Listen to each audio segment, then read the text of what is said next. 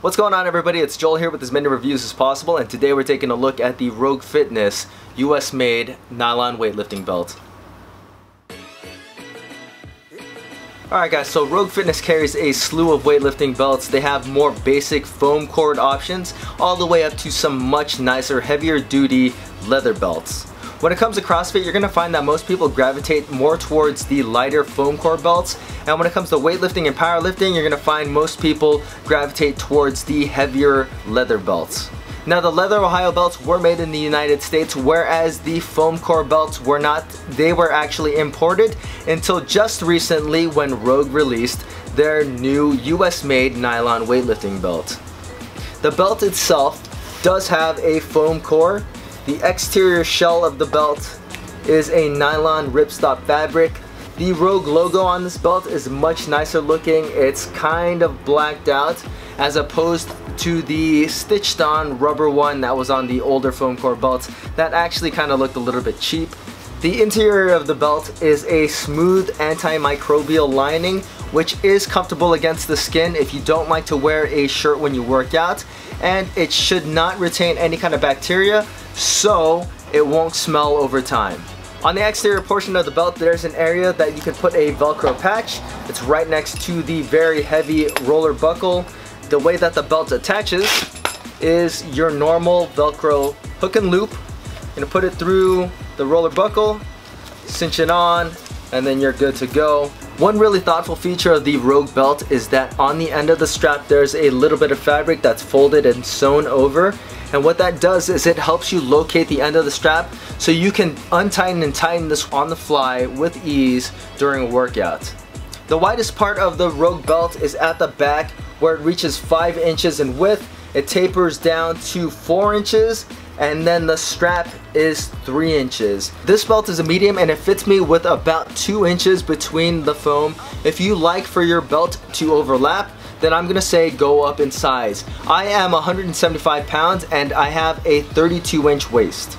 So like I said before, most CrossFitters are gonna gravitate towards the lighter foam core belts.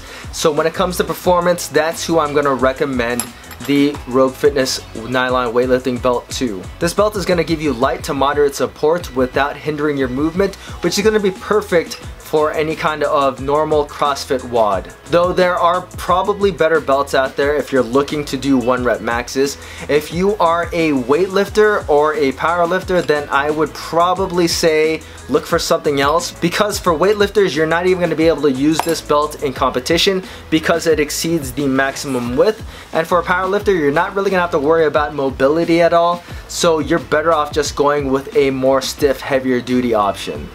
So comparing the Rogue belt to the other most popular foam core belt out there, the 2-poot straight belt, they are of course both foam core. The support that you get from either of these belts is going to be light to moderate, and it's going to be pretty much identical between the two belts. They're both a 1/4 inch thick. The 2-poot belt is of course a straight belt, so it stays at 4 inches in width, which is going to be USAW compliant, whereas the Rogue belt tapers down to a 4 inch but starts at a 5 inch at its widest point. You're not going to be able to use this belt in any kind of USAW sanctioned meet, but both of these belts are going to be fine for any kind of CrossFit competition. The Rogue belt is made in the United States, whereas the 2-poot belt is imported. The Rogue belt also retails for $45, and the 2-poot at its cheapest retails for $55. And of course the 2-poot belts also come in really awesome designs. Another belt that I'm going to compare the Rogue belt to is the Blitz core belt. This is their cheapest belt, but it's very good in performance. The width, of course, is going to be 4 inches throughout this belt as well. It's got a Velcro hook and loop. The foam on this belt is a little bit thinner than on the Rogue and on the 2-poot belts. It's of course got the heavy roller buckle. It's got a really cool lining that is made out of Cordura fabric. This belt offers light to medium support like the Rogue and the 2-poot belts, but this belt is going to be USAW compliant as well because it is only 4 inches in width, and this belt is also made in the United States like the Rogue belt.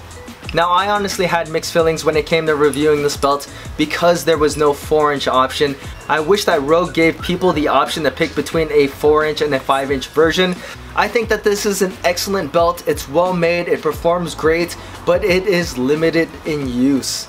The only people that I'm going to recommend this towards are CrossFitters or people just looking for a general purpose weightlifting belt. If you're a weightlifter and you're looking to compete, then you're gonna have to go with the Tupood or the Blitz belts, which are excellent belts in their own right. Another really good thing about the Rogue belt is that it is only $45. It's one of the cheaper belts and it is made in the United States. So if you're a CrossFitter and you're looking for a belt to do WODs in, then the Rogue US made nylon weightlifting belt is an excellent choice. Just make sure that you're not going to be doing any kind of weightlifting competitions. If you guys have any questions about this belt, feel free to leave them in the comments section. And as always guys, please hit that like button, subscribe, and thanks for watching.